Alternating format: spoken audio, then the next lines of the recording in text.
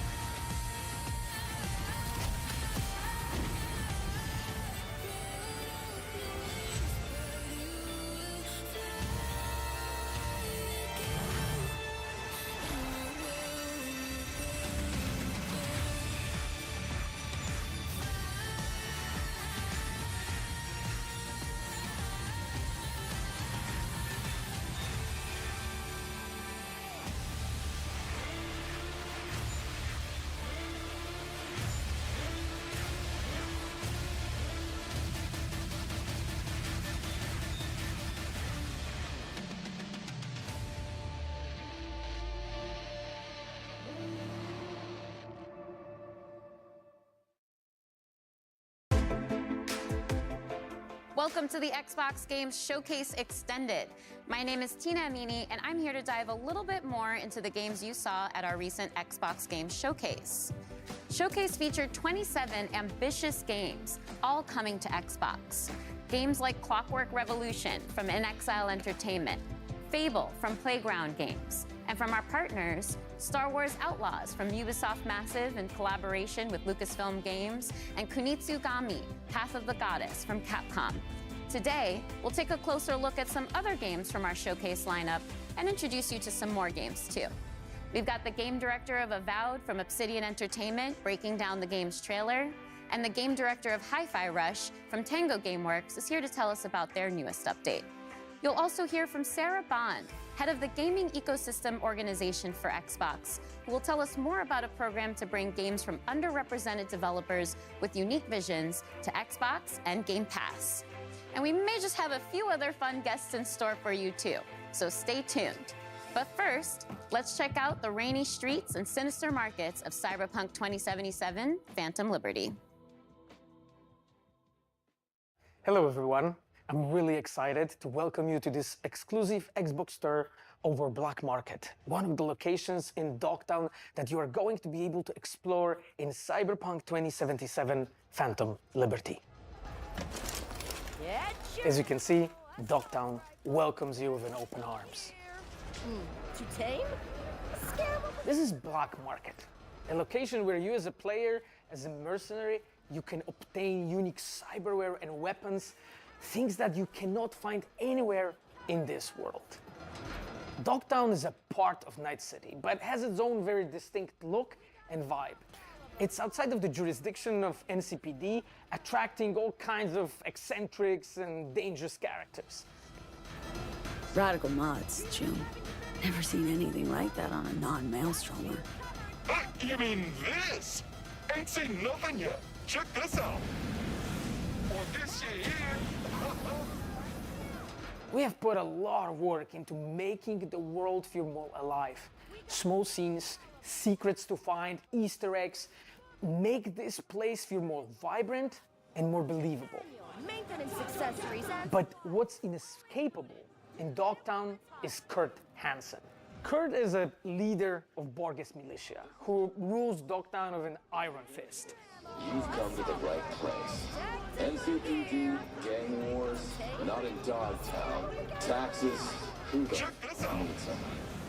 In Dogtown, I keep your business safe as long as you abide by my rules.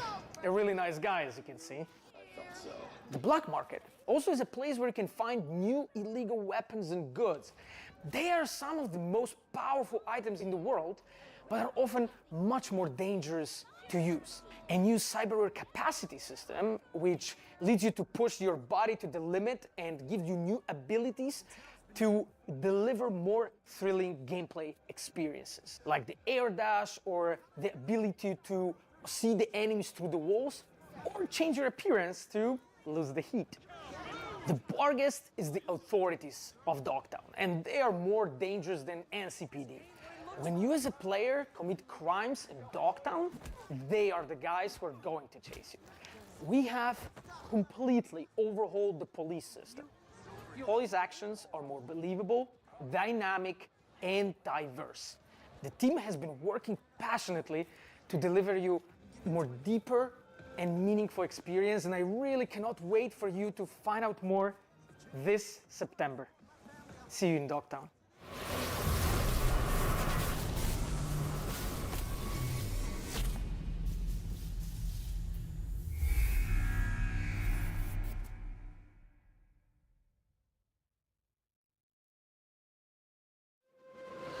We're not done talking about CD Projekt Red's next dive into the story between V and Johnny just yet.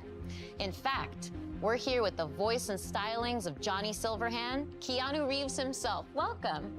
Thank you. It's a pleasure to be here. Likewise. Well, Phantom Liberty introduces us to an entirely new location in Night City. It's called Dogtown. It's this devastated place. It's controlled by a militia. But I think you know more about it than I do. So how would you describe it to players? Night City has its own kind of levels to it, and I think Dogtown is kind of going down to a darker place. It's dystopian. It has a tension to it and this undercurrent of kind of violence, you know, like, and struggle, you know. Can I swear? Yeah. Shit's gone down in Dogtown. Oh, I like that tagline. Yeah, and it's just, you know, I mean, hopefully it'll be fun for people to play there. It's hard to believe that there's an underbelly to the underbelly Yes, that that's is Night good. City, Yes, right? Yeah, I'm a little yeah. scared, but in a good way. No, it's a good way. I mean, we're all kind of drawn to, we're all moths to the flame, aren't we? And there's a lot of flame in Dogtown. Well, if anyone can take it on, it's V, so that certainly Yeah. gives me the confidence. Yeah, Visa Survivor, Exactly. Oh, yeah. you know? And we just saw a tour of Dogtown, too, so we got a little bit of that Oh, cool. ambiance, and we can see what the environment is like. People are getting beat up. It's not good. It's, yeah, It's not the friendliest place to be. You gotta be prepared for it, truly. yeah. But in our tour, we also hear a recording from a Colonel Kurt Hansen. Who's this guy? Because he seems pretty dangerous, too. Yeah, that guy. No, I'm sorry, I can't say that. My inner Johnny came out. I think that's My good. You know, inner- we know the tone now. Yeah, well, I mean, he's ex-military, military too, ruthless, power hungry, manipulative, and Johnny doesn't like him. I could see that. I mean, Night City in general is the kind of place that breeds that kind of character. Yeah. Let's take a step back. Let's talk about Johnny as a person instead of this horrible person known as Colonel Kurt Hansen. I don't know about this guy, but people like Johnny, and I think it's interesting because we know him to be opinionated. He's radical. We've seen that in Cyberpunk 2077 in the main campaign, but as we get to know him, he's got a sensitive side too. He can actually be quite caring. That's what makes it so much fun. He is outspoken. He's a little grumpy. And he has a right to be. He's been used, he's been abused, he's been abandoned. And I think that through that kind of hardness of his outside, there is a vulnerability to him. And I think what's great about it is I get to play that character in so many different ways, and so the range of it is cool. And especially for the player, you get to see these moments in flashbacks. You start to understand he's a product of his upbringing, truly, of his surrounding. Well, let's not get carried away. I mean, we can start talking about nature and nurture. I'm sorry, I keep dropping into Johnny. But, yeah, I like his anger. I like his passion. I like what he stands for. He's really just looking for a fair shot. And I love that he's kind of going through music, that there's an artist side to him. And, you know, I got some great speeches. There's all these moments with Johnny where a tiny little thing, you know, elicits this really fun response. You can flip him off and he double birds you back. Like, I love those kind of moments. Or rock. I think another interesting lens of looking at him as we get into Phantom Liberty is his dynamic with Solomon Reed. So what can you tell me about Johnny's relationship with Idris Elba's character? I think Solomon has some things in common with Johnny in the sense of the military, the sense of being used, abused.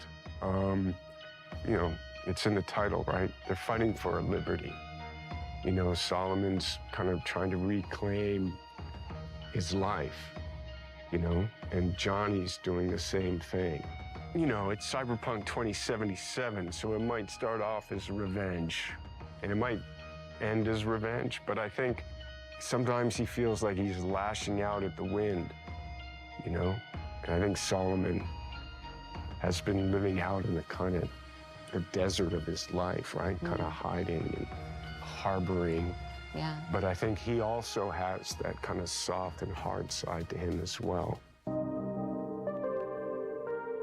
So as somebody who's very familiar with thrillers, because you've starred in a few, what do you think about Phantom Liberty makes for a good spy thriller in particular? The quest to understand what's going on. So, and the kind of scavenger hunt of information, the mystery, the double crossing, what is true, what's fiction, what can you count on, you can't count on anything. That is really kind of amplified.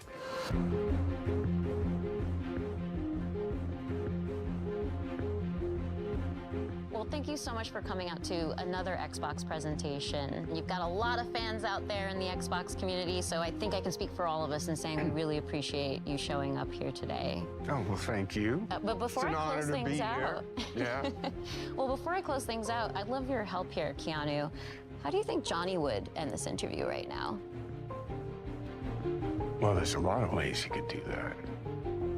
But, Tina, pleasure to meet you. Oh, is that how Johnny would do it? Yeah. Oh, thank you, Johnny. Nice to see such you. a pleasure to have you here. I thought you were going to kick down the camera or something, so. No, you see, he's respectful. You know, you're a good egg. Oh, thank you. You too. Yeah. And I'll see you out there again soon.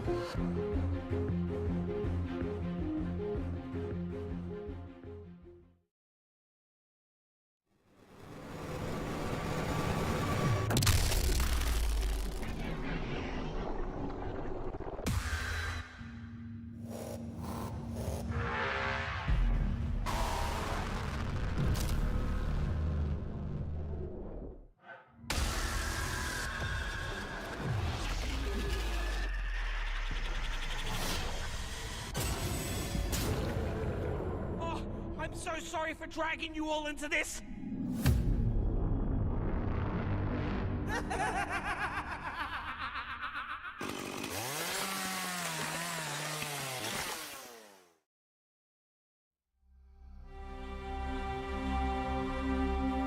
The world you think you live in doesn't exist. It's a pantomime. Theater. And if you get a glimpse behind the scenery, the stagecraft, you'll discover nothing but darkness. And once perceived, it will swallow you whole.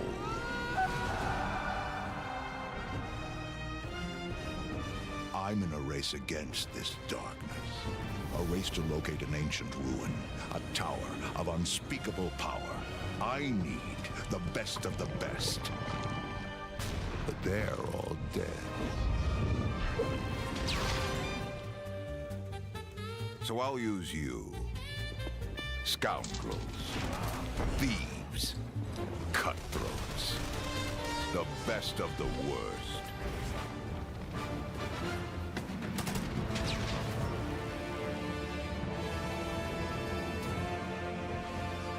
Oh, come now.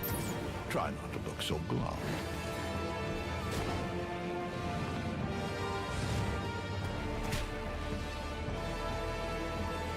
You're going to help me save the world.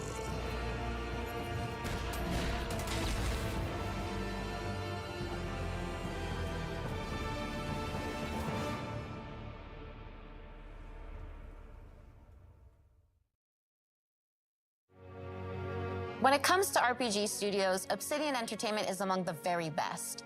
From Fallout New Vegas and The Outer Worlds to Star Wars Knights of the Old Republic 2 and Pentiment, Obsidian Games have placed their stamp on the genre. Joining us today for a closer look at Avowed is game director Carrie Patel. Carrie, I'm so excited to have you here. We just saw this big reveal of Avowed, and there's so many little bits of information in there that I want to dig out and pick your brain around. But before we get into all that, I'm assuming that you don't need to have played Pillars 1 or 2 to really get into Avowed. You're absolutely right. You don't need to have played Pillars 1 or 2. You can come to the world of Avowed fresh. We want this to be a welcoming experience to new players. But if you are a returning fan, there are some recognizable tidbits. For people who have played Pillars 1 or 2, can you tease any more of just those general connections to the universe? And no major spoilers, of course. Yeah. There are a couple returning characters that players might recognize from Deadfire in particular. Players who have played the original games will recognize some of the parts of the world and some of the factions. The Adirian Empire plays pretty heavily into the world of Avowed, so all of that will be familiar to returning players. We do start to see some of that Pillars universe now in the Avowed setting, which is really exciting, and it's looking amazing so far. But can you confirm one thing for me? Are we still in Aora? We're still in Aora, and specifically we're in a region called the Living Lands. So again, returning Pillars fans will recognize the Living Lands as this otherworldly frontier. It's very remote. It's relatively unknown. It's this very dramatic landscape full of all of these different valleys with these unique biomes and creatures, just a really unique visual perspective. And it's a wonderful frontiersy spot that's set for adventure. There's a lot that's undiscovered. And so that's the part of Aora that we're introducing players to in Avowed. And we also see a character talking to us in the trailer. He seems like he might be a companion, because that would be a very Obsidian thing to do. So what's going on with that? Yes, this is Kai, and he is one of the first companions you meet in the game. He's an Aumaua. That's one of the unique species of the world of Aora. And Kai as a character brings a balance of this really battle-hardened perspective. He's seen a lot. He's served as a soldier and a mercenary, but he also has a really unique sense of humor. So he brings a spirit of levity and camaraderie to the party as well. And as he's talking to us, he's also kind of conveying, well, he's straight up saying that he's afraid of you and your abilities. But it's not like the heroes are the only powerful beings in this universe. So I'm curious what that means for who we are as the player character. Are we a watcher again, like in Pillars 1 and 2? Or maybe we have some connections to the spirit realm and beyond that gives us these terrifying abilities? So you're not a watcher this time, but you do have a unique soul connection to the world that gives you a connection to the Living Lands and to some of the more mysterious forces at work there. The player is also being sent as an envoy of the Adirian Empire, and so they come with both a very mysterious aura, but also a certain sense of political urgency. Kai also mentions a plague. That's another bit of detail that we get within the trailer. We see a very concerning growth on a lot of the creatures in the world. What can you tell us about this plague? I can't say too much just yet, except that it is a unique soul plague that is devouring the Living Lands, and part of the player's mission in being sent here is to investigate and try to stop it. We also saw a lot of combat in the trailer, and we see dual-wielding pistols, we see spells, we see swords, we see just a ton of abilities. A lot that actually is really reminiscent of the Pillars universe too, but those were isometric, top-down view games, and Avowed is a first-person game. So how did the team approach that same kind of fantasy combat, but in the first person for Avowed? So we wanted to take that same depth and breadth of play styles and combat abilities and player fantasies, where you can play someone who's very magically attuned, more traditional fighter or ranger, and really invest in whatever play style is most appealing to you personally. We wanted to take that depth and breadth and translate it into a first-person experience, where you can feel the visceral nature of the attacks, feel the dynamism and the momentum of those attacks as you're executing them. And that means including a range of options like, as you noted, dual-wielding pistols, which is one of my favorites because you don't see that often in fantasy RPGs, but also traditional sword and board, a whole host of magical abilities, a lot of things that'll be both a little bit familiar, but hopefully new to players as well. And I've got one more question for you, because I know the audience is going to want to know this one, but just how big is this game? So it's going to be roughly comparable to something like Knights of the Old Republic 2 or The Outer Worlds. It is set up as a series of interconnected open zones that players can explore at their own pace. You can invest in discovering every nook and cranny in the world, discovering every secret, finding every side quest, meeting every character, or you can have a much more focused experience. And it's really up to players and how much time they want to spend in the Living Lands, but I'm hopeful that they're going to spend a lot of time with us once Avowed releases. Well, count me in as one of those players, because I definitely want to read and hear every line of dialogue, everything everyone has to tell me, and discover every inch of the Living Lands. Well, thank you again so much for being here, Carrie. This has been so insightful and fun. Thank you, Tina. This has been a pleasure. That was just a taste of what you can expect from Obsidian Entertainment when Avowed lands next year on Xbox, PC, and Game Pass.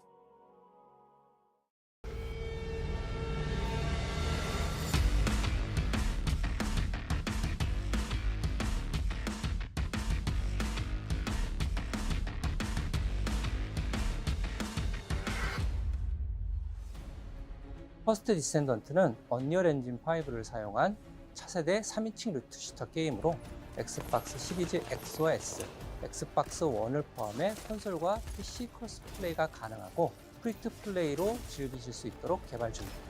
퍼스트 디센던트에서 플레이어는 계승자가 되어 1, 2회 생존을 위해 침략자들의 맞서 싸우게 됩니다. 계승자는 플레이어의 캐릭터로서 다양하고 개성적인 컨셉과 전투 스타일을 가지고 있습니다.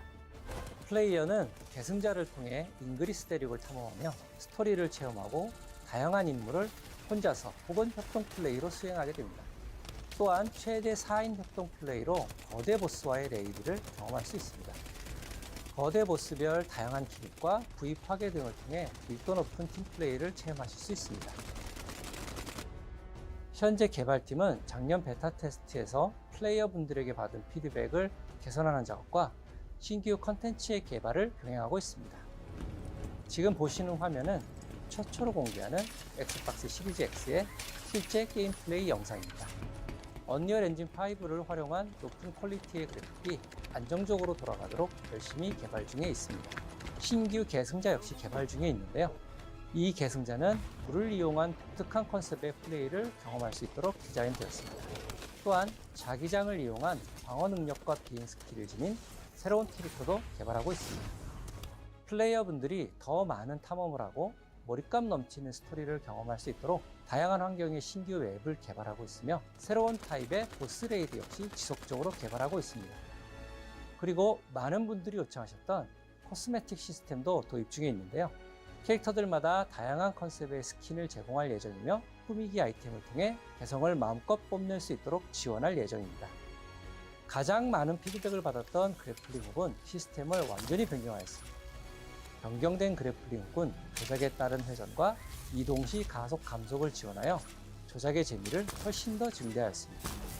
이 밖에도 피드백을 반영하여 점프 모션, 총기 사운드, UI와 UX를 지속적으로 개선해 나가고 있으며 계승자 스킬을 개조할 수 있는 시스템도 개발 중에 있습니다.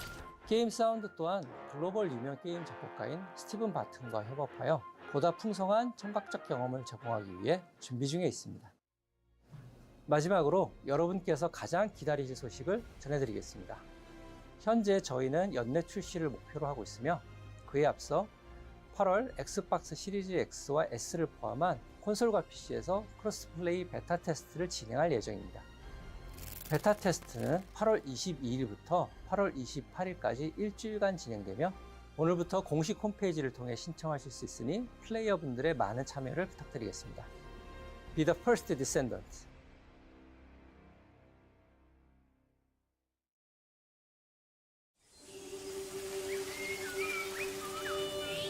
When we were wrapping up Banner Saga, we were really talking about what is it we want to do next. We earnestly started with the idea of making a game that was hopeful, that was a triumph for the human spirit. Something that had a lot of replay ability, something that you can really explore for a long time. There are different worlds that we want to explore. Towerborn is that game.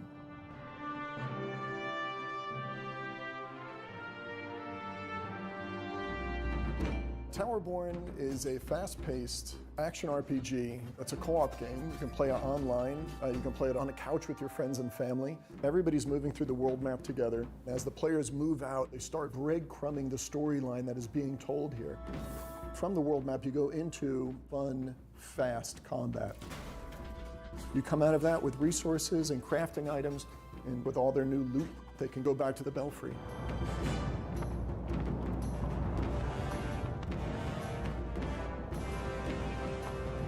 The Belfry is the player's safe haven and humanity's safe haven. The player can customize their appearance, their loadout, talk to all these different NPCs. The world itself is a mix of 3D and 2D. We definitely wanted to have that kind of beautiful background that you see in animated movies.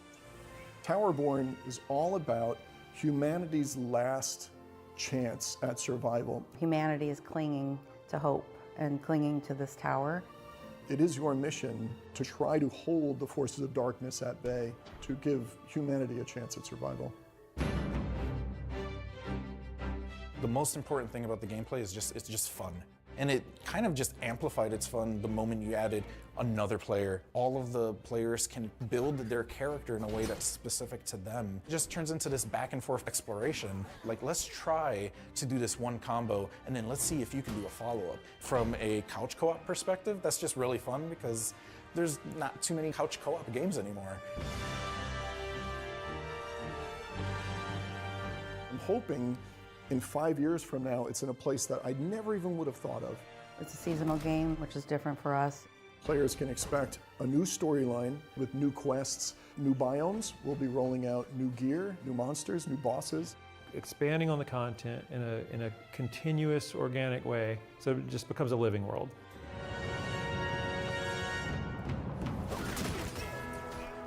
When we started Stoic, we decided, let's just make games that we feel strongly about and we want to play. We had to find the right relationship with a publisher, and I think we found that with Xbox. They've enabled us to make the game that we want to make here. I earnestly cannot wait for the community to see the game that we're rolling out here. Towerborn is, I really believe, something unique.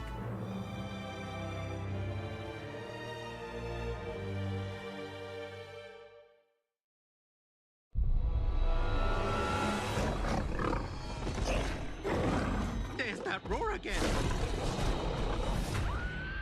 You gotta protect the pit stop, please! What the hell is that thing?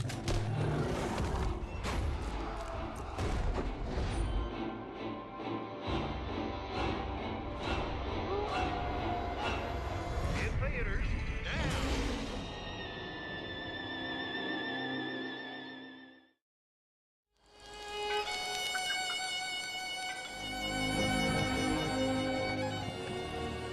Hello, I'm John Rush, art director for Fallout 76. I hope you enjoyed the world premiere of the trailer for our Once in a Blue Moon update coming June 20th, free to play for anyone who owns Fallout 76. The blue moon has risen over the hills of Appalachia, bringing with it a ton of great new content for players. That includes new cryptids like the Blue Devil and Ogwa to threaten the progress of the Blue Ridge Caravan Company. We've also got 2 new public events, both of which give you a chance to earn caravan and cryptid-themed rewards. Defend the Middle Mountain pit stop from waves of monstrous creatures and safe and sound. And thwart a horde of crazed cultists and beasts of burden. With Season 13, we've also got a new scoreboard called Shoot for the Stars, which celebrates the stars of the silver screen and gives you a chance to earn cinema-themed rewards.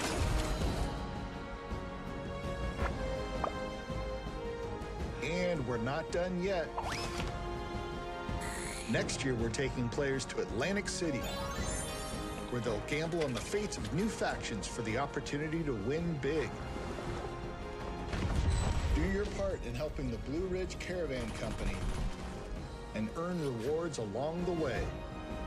Once in a Blue Moon is coming June 20th. Appalachia is coming at you. We'll see you there.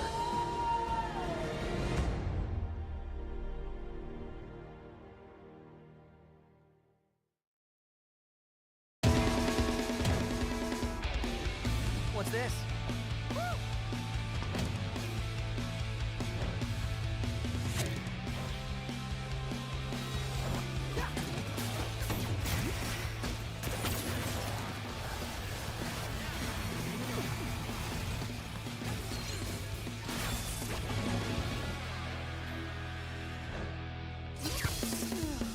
What happened now?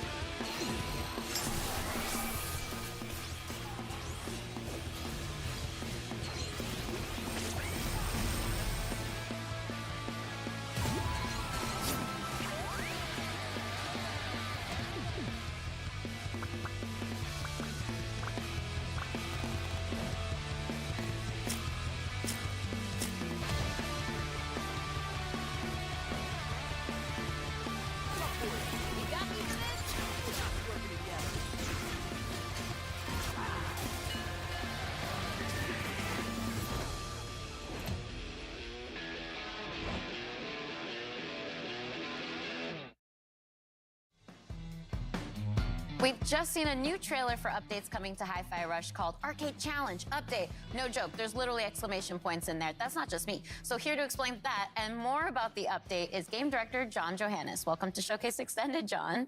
Really glad to be here. Exclamation points? They have to be in there. Yeah. It feels It's style. It's style. Yeah. It's a style thing. Well, Hi-Fi Rush is such a stylish game in general. I think that's one of the things that people really excitedly pointed out when we shadow dropped the game in the developer direct earlier this year. But making a brand new IP is always a bit of a risk. Your studio's known for kind of scarier games like The Evil Within and Ghostwire Tokyo. Can't deny that. But yeah, this type of game is something I just always wanted to make personally. And I just thought music and action work so well together. And after I had finished working on The Evil Within 2, it just felt like the right time to try something new. And our studio's always been about just making fun games. It doesn't have to be about a certain genre. We're not about making one specific thing. And fortunately, there's plenty more of that content to come because we just saw an absolutely jam-packed trailer. So I'd love for your help in breaking down all the details, all the stuff going into this update. Sure, there's a lot, so bear with me. Everything in this mode is unlockable once you've finished the game, and you'll unlock an arcade cabinet in your hideout. And by accessing it, you get 2 new modes. One is called BPM Rush mode, which takes the gameplay up to like higher speeds than we've ever done in the main game. And the other is called Power Up, Tower Up, which is a new sort of randomized spin on the rhythm tower mode that we had in the original game. And included in this mode are 5 new original songs to play to, as well as 2 brand new enemies. And then there's special attacks and this whole meta system for unlocking upgrades and rewards. And that's all I can think of right now. I love that there's so much to unpack there, but let's rewind. Let's talk about just BPM Rush for now. Sure. It was described in the trailer as effectively Hi-Fi Rush's equivalent of a turbo mode. Can you explain that a little bit more? Yeah, early on, the team was like, how fast can we go? And in the game, we kind of settled at, about a max 160 BPM. But this mode really takes it up to 200 BPM. But we sort of ease you in there. It's a gradual upgrade until it eventually gets so fast, you just got to sort of think on your feet and naturally react to the rhythm in the combat of the game. I personally love that there's a lot of accessibility settings in the game too. It makes it so that you can adjust the game to your own comfort level. But this is a post-game challenge. It's meant for when you've gotten into the rhythm of the game. So I'm curious if you have any pointers on as far as how to tackle that challenge. As an action game, I think a lot of people want that sort of next level challenge, another way to use their abilities in a new type of environment. This mode does that by putting you at the high speed. But we also have multiple difficulties. We have an easy mode for people who want to experience what that's like, but maybe are not in tune with that sort of high difficulty that's accompanied with this stuff. But then we have a casual normal mode as well. And then we have, after beating those modes, we can unlock an EX mode, which takes up to a hard level where damage is multiplied and keeps you at that high BPM throughout the entire time. But there already was a post-game challenge when Hi-Fi Rush launched. It was the Rhythm Tower mode. You mentioned that briefly earlier. That's the one where you face just increasingly difficult combat. So how has that evolved with the power-up, tower-up mode? So the Rhythm Tower mode was kind of like a very curated experience. And while it was very challenging, you can prepare, go in and sort of customize your character, know what you're getting into. And in this mode, we flip it to the almost opposite end. Chai starts off downgraded. We actually remove all your abilities, and you have to earn them back by fighting waves of randomized enemy sets.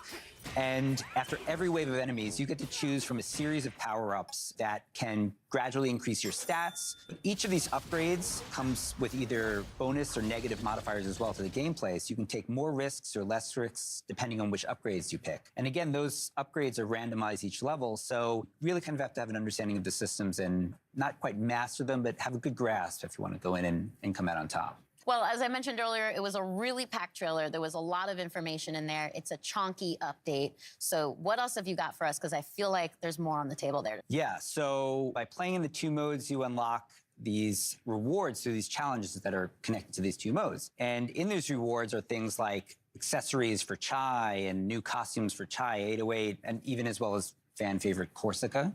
We have new modes for the photo mode as well. Things like new filters. We have new poses for the characters. We have stickers that you can place on the photos now. And then there are some extra hidden secrets that we don't want to give away right now, which, as you know from our game, we like to hide in there and we like people to find, which is always fun. And then in conjunction with this release, we're also releasing a separate costume pack, which is a kind of take on what the characters would look like if maybe this game took place in a different time period. Ooh, a little tease. I like that. And there's some really fun-looking stuff in there, so. Well, thank you again so much for coming out all the way from Japan to Showcase Extended, John. I'm super glad to be here. That's all we have to share about the new update for Tango Gameworks' Hi-Fi Rush coming soon. Now it's time for us to return to the second era of Tamriel and the Elder Scrolls Online. ZeniMax Online Studios debuted the trailer for their upcoming expansion at Showcase, and today they're here to break that trailer down for us. Let's hear what the team has to say about the Necrom expansion for Elder Scrolls Online.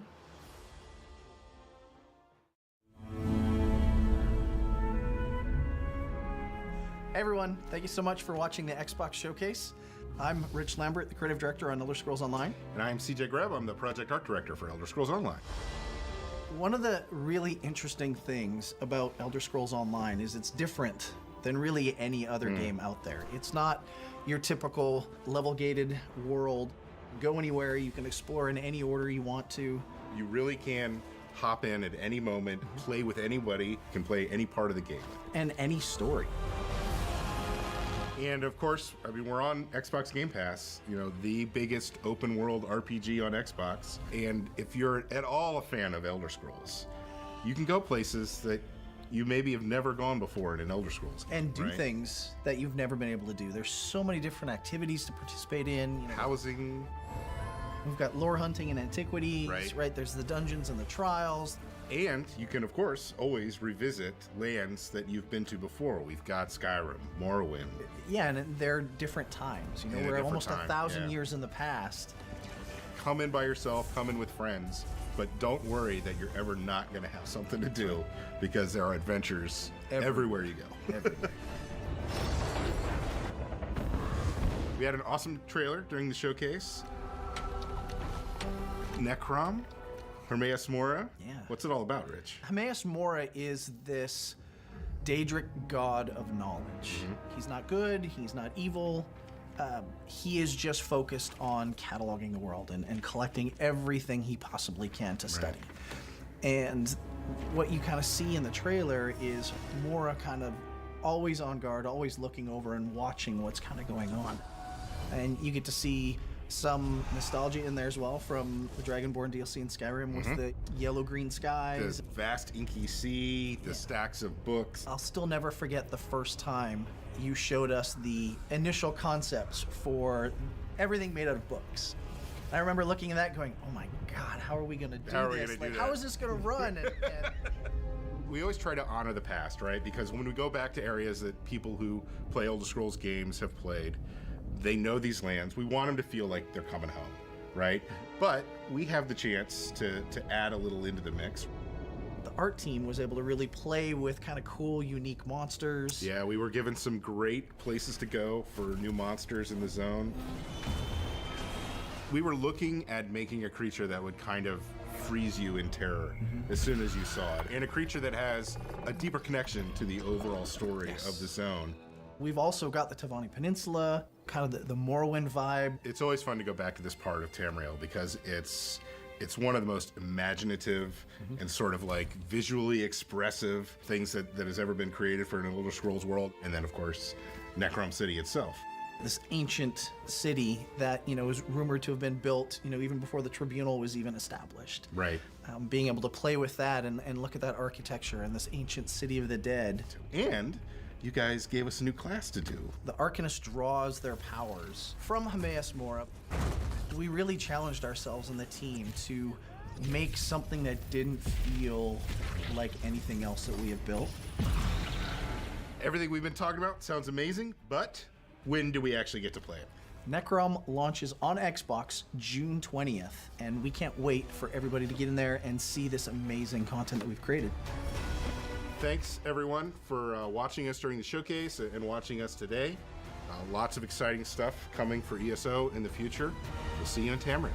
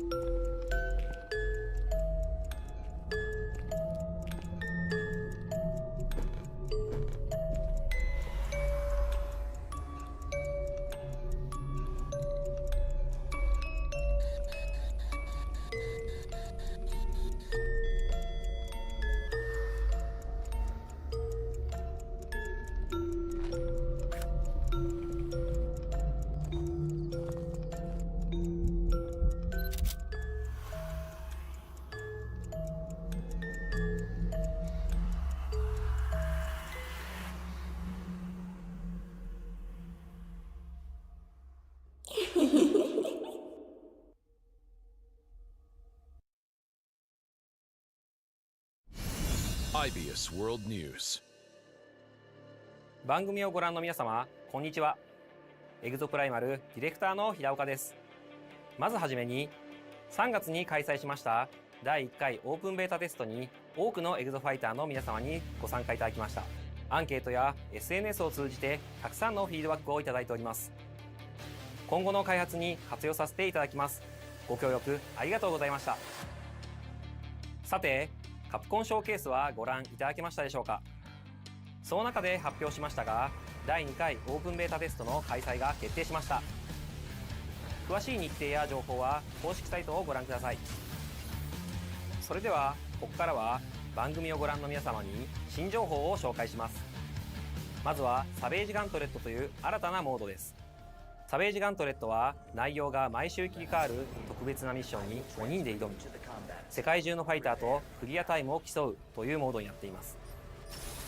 ディノサバイバルとは違い、出現する恐竜やフィールドが遊ぶたびには変化せず、全世界のプレイヤーが同じ内容のミッションに挑みます。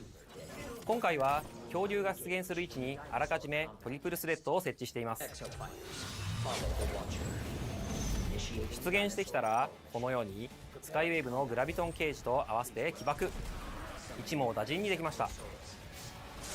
ミッションは画面上部に表示されている恐竜の討伐なのですが、サベージガントレットでは目標以外の恐竜が出現することが少なくありません。もちろん討伐せずに無視することもできますが、ミッション達成の妨げになる可能性があります。倒すか倒さないかはプレイヤーの作戦次第です。目標を達成したら次のミッションへ。ゲームの流れはディノサバイバルと同じなのですんなり遊べると思います。何やら次のミッションに備えてエグゾスーツを着替えているようですね。なるほど、スナイパーネオ層が離れた位置に多く出現するのでビジラントに着替えたようですね。フレームネオ層も出現するのでフロストロックで動きを止めて集中攻撃のチャンスも作り出せますね。また一列に並んだ恐竜もブレードで足止めしてから倒す作戦のようです。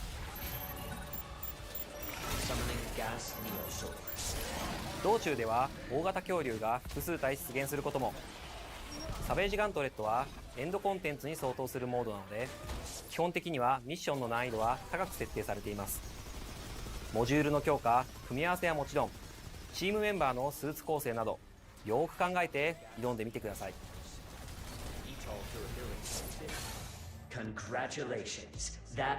サベージガントレットをクリアするとこのようにクリアタイムが表示されます。その後自分のクリアタイムがどの程度だったかランクによる評価がされます。次はバリアントスーツを紹介します。バリアントスーツはデフォルトのエグゾスーツとは異なる性質の武器を装備しており、戦い方が変化したスーツです。デフォルトのデッドアイはアサルトライフルを装備していますが、デッドアイアルファバーストファイヤーはショットガンとバースト射撃を切り替えられるバトルライフルを装備しています。敵との距離に応じて射撃を切り替えながら戦います。他のバリアントスーツも特別にちょっとだけお見せしますね。ゼファーアルファ、エナジーチャクラン、バラージュアルファ、ロケットホップ、ビジラントアルファ、マークスマン、ロードブロックアルファ、フォートレスシールド、村雨アルファ、フロストグレイブ、クリーガーアルファ、チャージショットガン、リッチドクターアルファ、デュアリティビーム、スカイウェーブアルファ、サンダークラップ、ニンバスアルファ、ダブルバレル。バリアントスーツは発売後のタイトルアップデートで遊べるようになります。エグゾプライマルは発売後も定期的にアップデートを行っていきます。シーズンごとに新たなゲームコンテンツを追加していきますのでご期待ください。本日はありがとうございました。それではウォーゲームでお会いしましょう。レッツマッシブ。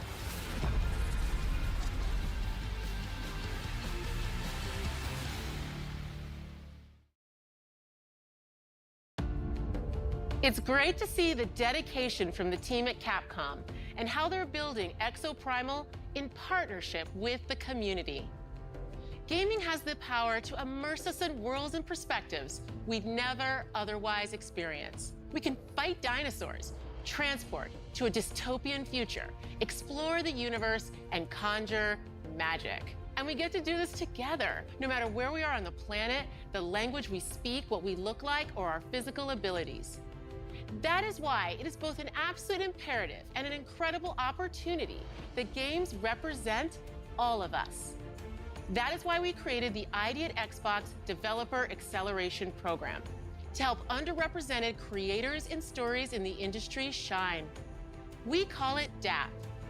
DAP already includes more than 100 emerging developers, and they've launched 30 incredible games like A Space for the Unbound, Validate, and Hoa, and there are many, many more in the works. Let's take a look at these amazing games coming up next from ID at Xbox's Developer Acceleration Program.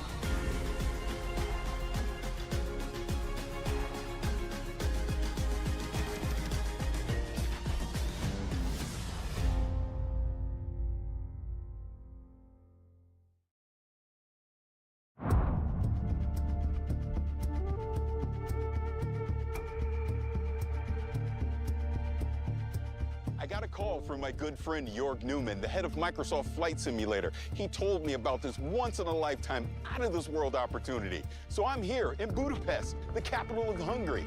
Jörg, he's around here somewhere. Let's go find him. Jörg! Hey, Paris! It's great to see you. Yeah, great to see you. Thanks for coming to Budapest. Of course. What am I doing here? I'll tell you on the way. We have a boat to catch. A boat? Yep. We don't have a plane? Nope. Come on, Paris.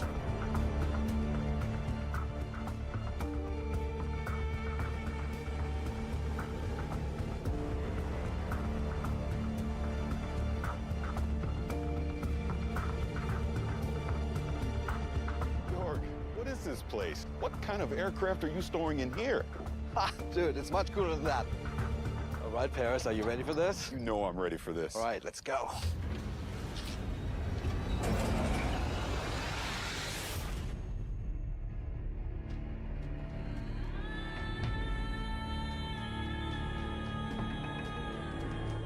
Welcome to the world of Dune. This is incredible. Come on, I want you to meet someone. Hey, how's it going? How are you, man? It's good to see you. Good to see you. Paris, I would like to introduce Patrice Vermette, Academy Award-winning production designer of Dune. It is very nice to meet you. I'm a huge fan of Dune. Now, Patrice, can you tell me, what is this place? Well, this is the warehouse where we actually keep most of the props and the set deck elements that we used on Dune Part 1 and Part 2. Now, Jörg, how did all this get started? So it goes back to November 2021.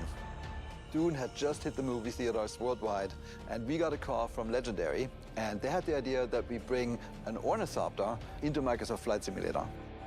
And me being a lifelong science fiction reader and fan, a big, huge fan of the Frank Herbert books, how could I say no? Okay, now it makes sense after seeing the trailer at the Xbox showcase. I understand why you brought me here.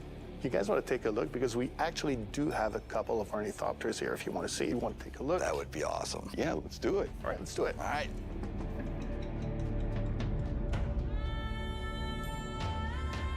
Look at this. It's a one-on-one real-sized ornithopter. It's amazing. Sure, thank you. Denis likes things to be plausible, so that's why they were built to look military, rugged, and stealth. Now, here's the most important question. Were they built to fly?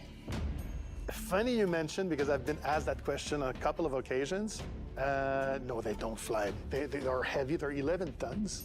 So, Jörg, you had to get this working in the game. How did you do this in Flight Sim? Yeah, it was actually interesting. So in general, ornithopters can fly and do fly. This particular one, given that it weighs 11 tons, that's going to be a little bit harder, specifically because it's not really doing the ornithopter bird flap. It does oscillation of the blades.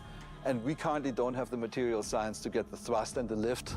But on Arrakis, I think this is absolutely possible. And in Flight Sim, we made it work. Patrice, we're here. Can we go in? Absolutely. All right, let's do it. Normally we'd go in through the climbing up the landing gear, but this will do. Yeah, so what's cool about this, Paris, is that all those buttons are actually realistically hooked up to the system. Master engine switch, what you're doing there above those, the red, are basically all the lights. And as you notice, it's all analog because in the world of Dune, there's no thinking machines. Thinking machines have been illegal for 10,000 years. Yeah, that was actually fascinating when we implemented it. Because it's a science fiction, we thought, oh, it's glass cockpits, everything's going to be computerized. Like, none of it. This is a very practical helicopter, almost like from the 1960s. So, Jörg, in the first movie, the Thopter was able to do a lot of cool moves and maneuvers. You're going to be able to reproduce that in Flight Sim? Oh, yeah, totally. I mean, the really cool design that you guys came up with is each blade is independently controlled. So each blade has its own lift and thrust. And that means it can go from a really stable hover to a steep dive and back to a glide instantaneously. I would just say thank you that you designed such an awesome and realistic machine, because that's what we do. We bring realistic machines to life. But if you want to see a little bit more about the game design, Absolutely. I have something for you. Absolutely, I'd love to see.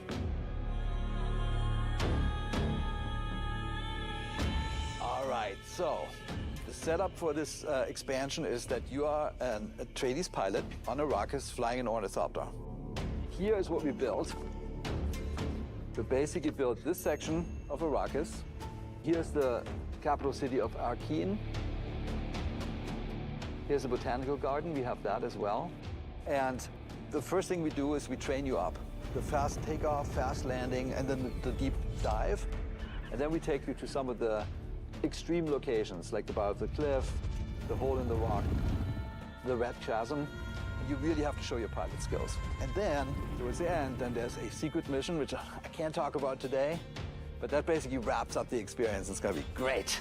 Super exciting. Hey. It was great to see you again. Barris, thank you for coming. Thank you so much for having me.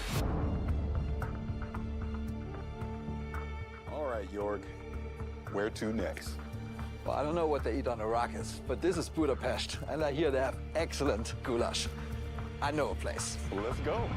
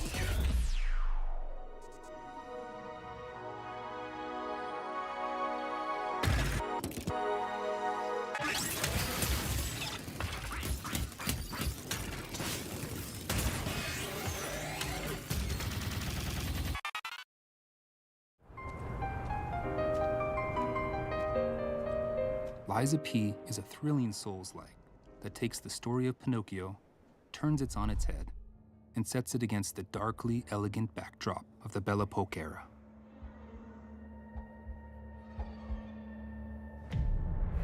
Finally, we meet. You are awakened by a mysterious voice. Can you hear me? You must adapt yourself and your weapons to face untold horrors, untangle the unfathomable secrets of the city's elites, and choose whether to confront predicaments with the truth or weave lies to overcome them on the journey to find yourself. You are able to create your own weapon through the combination of these blades and handles. Of the hundreds of possible combinations with different respective appearances, performances, attack motions, and patterns, each and every blade and handle has its distinctive Fable Arts. Fable Arts is a special combat skill that can be casted by consuming Fable slots. Fable slots can be charged again through combat. Select your own special skills to vanquish your enemies. The Legion Arm is a prosthetic on P's left arm. The Legion Arm can exhibit special abilities by consuming the Legion Gauge, providing you an eclectic combat experience. So, puppets are all there are? I highly doubt that. You'll have to face all sorts of monsters, puppets only being one of them. You're not quite done yet. Bone-chilling bosses await you.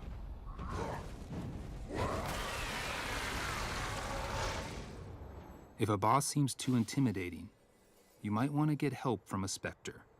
In boss matches, you can summon a Spectre that will assist you in battle. With a bit of help, you will be able to defeat bosses with more ease.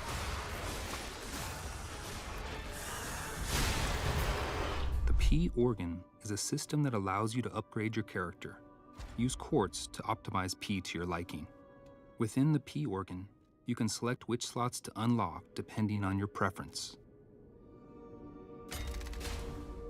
There will be times when you will be confronted with choices where you can give comfort to others in sorrow or despair by lying, or you can choose to tell the truth.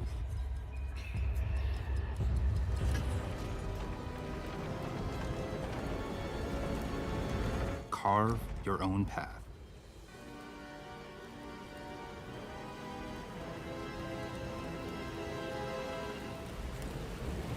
Meet Lies of P on Xbox One, Xbox Series, and Game Pass.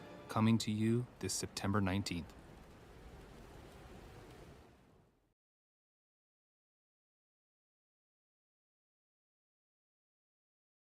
At the heart of Hellblade is our ambition to sink you into Senua's world and story. To do this, it's critical that we make it as easy as possible for you to suspend your disbelief. One key method of achieving this is our use of performance capture.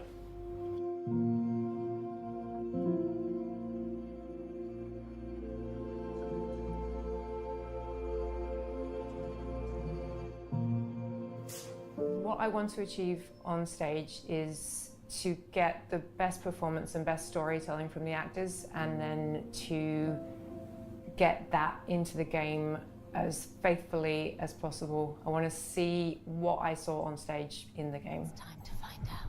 Why are they watching? It's time to find. When we were shooting the scene from the Xbox showcase, it was quite a somber mood on set, because that was one of our moments in the game where it's just Senua and the Furies, and we have an opportunity to connect with the player one-on-one.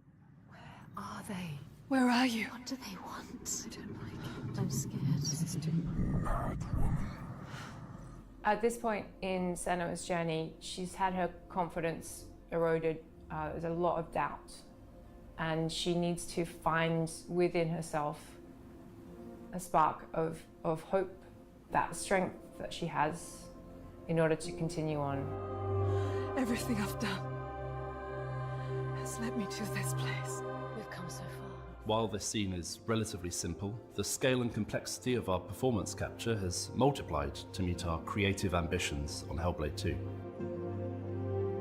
We shot the first Hellblade in the boardroom of our old studio. It was very MacGyvered together. In the new studio, we have a custom-built mocap space, which has pretty much everything we could have dreamed of. We've got projectors, so we can recreate sets on the ground if we need to. We've got loads of props that we have available to us at any time, so we can build sets.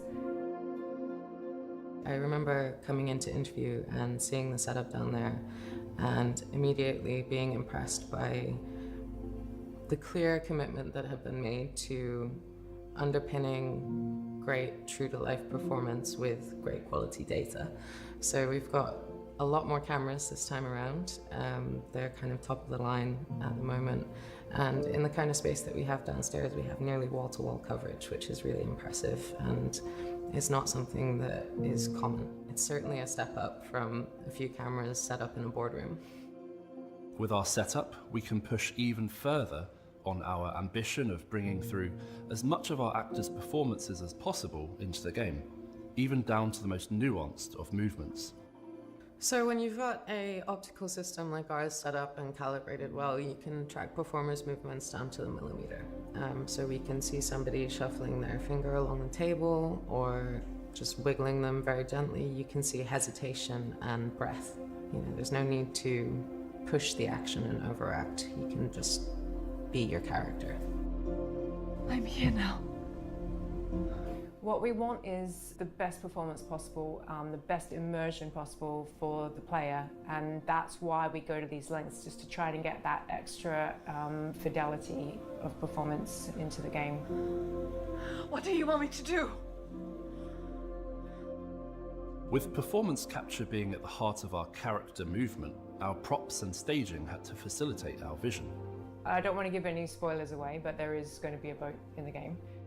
That boat will have several characters on board. We wanted to be able to capture the motion of a boat across multiple characters simultaneously, and we, for the first time, had the space to be able to construct a proper rig for this. So we had a platform which could be moved in any number of ways to create that kind of pitch and yaw and roll that you would get on the ocean. And we got our actors up onto this boat and captured scene with high waves and a storm, and we got incredible data from really, really amazing. The most important part of my role is to make sure that story gets told, and having these wonderful actors we're working with bring their talents to bear on these characters has been such an amazing experience.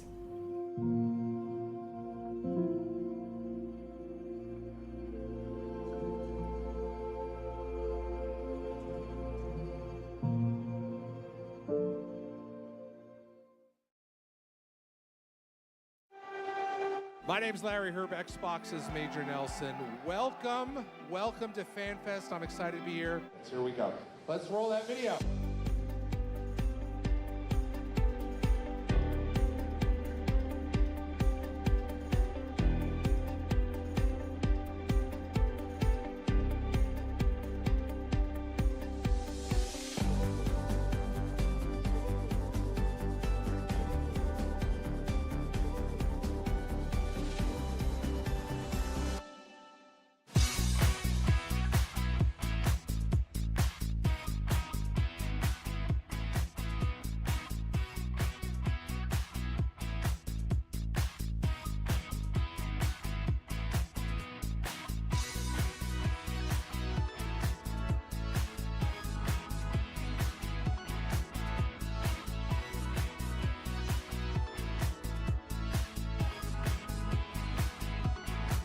Obrigado.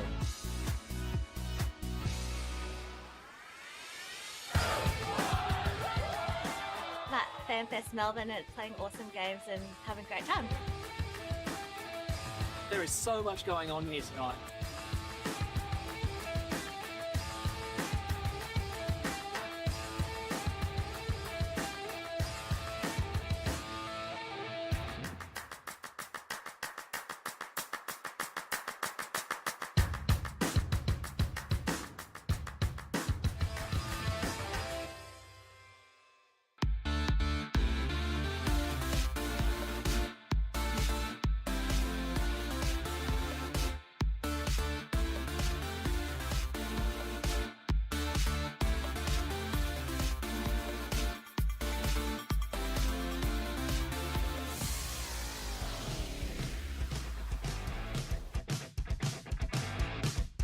Honestly, I've never felt so good to be part of Xbox in my life.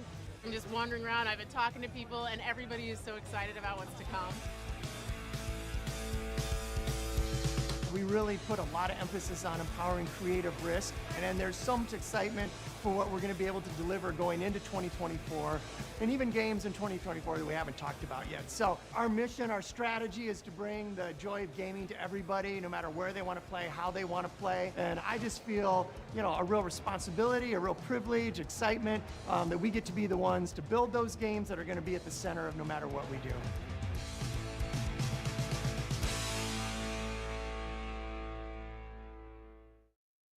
Hi, I'm Sebastian, and I'm the community manager for Light Your Frontier. Today, I'll be playing with Kelly, Anita, and Carolina to explore the new multiplayer features Light Your Frontier has to offer. Good morning. Good morning. Good morning. Today, we should continue building up the base we started yesterday. We'll need more resources, and it'll be faster if we work together to collect them. Can two of you work on that? Yeah, let's go. Go. Hey, that purple mech looks great. Thanks. It's my favorite color. Dang, the farm looks pretty good with all the grown crops. Yeah, I know, right? I'm looking forward to making the farm even bigger. I'm gonna work on making our home look a little bit better, and then I'll come down and help you out. Great. I'll see you in a bit then. What do you want to focus on gathering, you think? I can get wood to start with, and then you can help me get some aluminum. I'll get some stone also then. That should cover a lot of what we need for crafting and building. Once we've finished, let's head back and help with the buildings. Resupply to the rescue! How's it going up there? I think I've got a good idea of what I want things to look like from up here. Nice. Oh, there's so many good choices. I know, right? Oof. But I think that looks good. Can't wait to see it. There are loads of aluminium here. They're actually pretty strong, so we can do it faster if we both drill. Let's work together and see what else we can find here. After we bring this back, I'll take a look in some other regions to see what materials they have. I'm done up here, so I'll come join you. Oh, my inventory is getting full from this harvest. I think we should build some, silos or crates to store it all. Yeah, we should probably build a fence around those two as well so we can protect the harvest. Great idea. Let's get on it. Here we go. I'll help with the silos next. Yo, anyone need materials? Because we got a ton of stuff. Yes, please. Oh my gosh.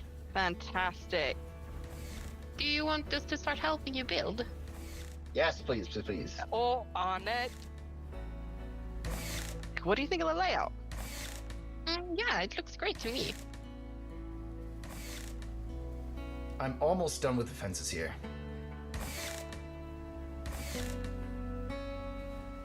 Hey, everyone! I was going for more materials and I found some ruins over there. Really? Jump in your mechs and come see this. Oh, wow, what is this? Oh, look at that. This is so cool. That door is huge. Wow. I wonder what's inside, though. Tomorrow we should totally find a way to open this. Let's head back to the base and see what we can do.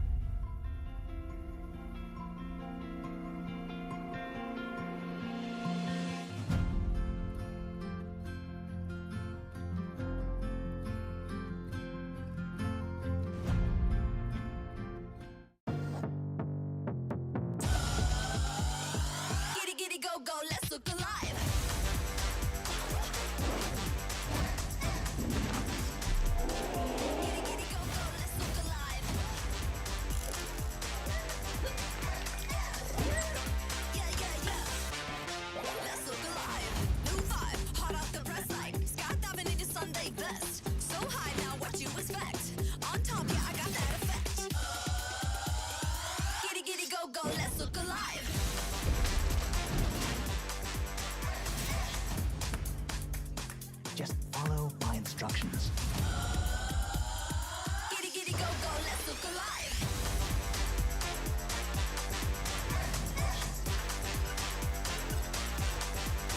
Welcome.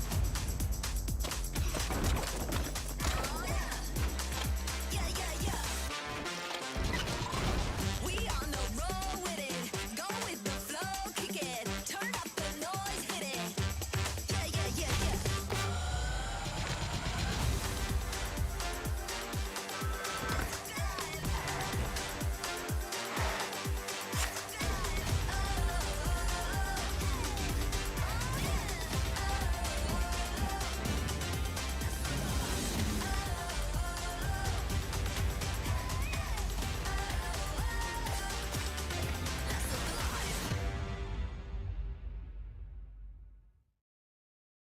Every year in our showcase, there's one game that kind of pops for me, something I'm very interested in. This year, we got to announce 33 Immortals from Thunder Lotus. And I'm here now with Stefan and Will to walk through a demo of the game, which I've never played before. First time. We have 33 people online, incredibly excited about this. So we're going to jump in? All right, let's jump in and start playing. 33 Immortals is a co-op action roguelike for 33 players. You play a damned soul who must rebel against God's final judgment. So there are 3 of us here today on stage, 3 upstairs, and 27 people joining us from Montreal in the studio. Hi, everyone. And we are ready. That's us. Everybody's spawning in. That's us. This is 33-player multiplayer. Yeah. Not a normal number of characters for a multiplayer game. Yeah. How did you come up with 33 players? We were searching for a significant number where we can all play on the screen. Yeah. We stay together on the screen, so 33 felt good. 32 felt good. But as the game is inspired by the Divine Comedy, the medieval poem from Dante Alighieri, written in the 14th century. And this poem has 3 sections: Inferno, Purgatorio, Paradiso. Each section has 33 chapters. And so we say, oh, let's do 33 players. I love it. 33 Immortals. Man, I love what you said, Will, that when you guys started this game, there weren't even 33 people at the studio, so you didn't have enough people in the studio to fill out the full roster of the game. Yeah. It's just such an awesome point. It's a challenge. It's a challenge when you're trying to do that. I love it. Okay, so no 2 runs are the same. We're actually spawning in a different position, a different situation. We are in the cemetery. If you hold the left trigger, the world map is going to show up. And we can see that we are 33 right now, actually, in Inferno, but we are scattered around the world. Oh, we're not all in the same place. Yeah, because we all have to complete torture chambers. Got it. To make the game progress. Okay. And we are located at the southwest of Inferno. Yeah. And so the closest torture chambers is to the east. Okay. So let's go there. Got it. Okay, let's continue down south towards the first torture chambers. This one, I have a good feeling for it. The soundtrack, what's going on? The music's kind of cool. Oh, thank you. This is Max LL, who's actually done the music on all of our games. And you're in Montreal. We are in Montreal, yes. Close to one of our XGS studios in Compulsion. Yes. It's also in Showcase. Yes. I love the community of game creators in Montreal. Absolutely. It's always important to be well surrounded and all that. So we didn't talk about your first game, Spiritfarer. Yeah. I thought it was fantastic. Thank you. Yeah. It was great. Now, as you can see, this is not Spiritfarer. No, but like, how do you think about that from a studio standpoint, having such, I mean, I would say they're stylized games, but outside of that, very different games. We're not worried about, genre. Our goal is really to just try and make unique, immersive, creative experiences that players love and that they want to play for. Awesome. I love that. Yeah. This guy who's getting out of my comfort zone sometimes. Okay. All right. What do we do? So we have completed a torture chamber, so we have achieved a first step in I got left behind. That's what you're saying. defying God, yeah. Oh, they're back on us. Whoa. Well, we gotta face the wrath of God. Careful. Oh, no. Dash. Dash. Run away. Oh, I can't. I have like 0 health. New torture. No, I gotta get out of here. Where are you? Well, why weren't they in the torture chamber trying to help us? Okay. Okay, these range. God is getting angry. Yeah.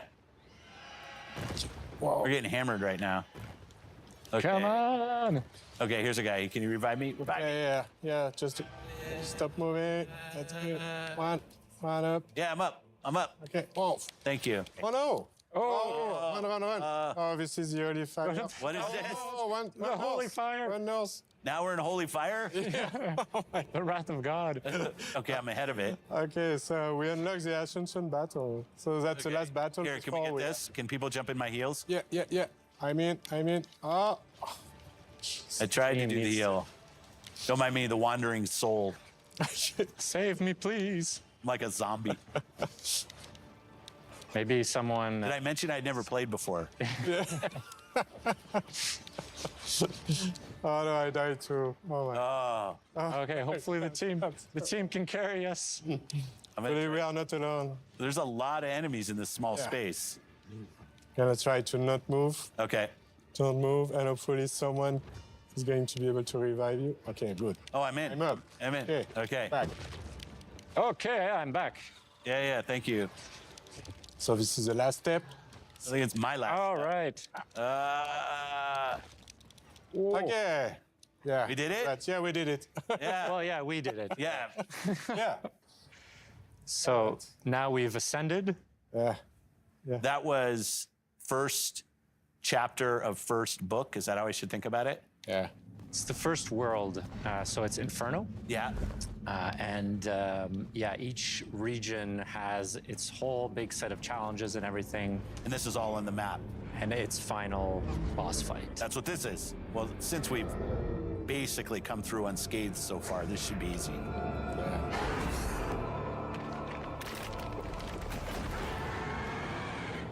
Okay. Yeah, it looks easy. You saved us from having to kill the final boss. Yeah. It's a bit of a tease. I like it. Well, best of luck to you and the team and everything that's going on. Can't wait for this game to come out. I won't ask for the date because I know that's unfair. But it was great to have in the show and great for you to come down and we got the opportunity to play. So thank you for that. Thank you so much. Thank you so much for having us. Thanks for watching Showcase Extended. I love these opportunities to show more about everything that you saw in the showcase itself. Thanks to everybody that supported us and have a great week. Thanks, everybody.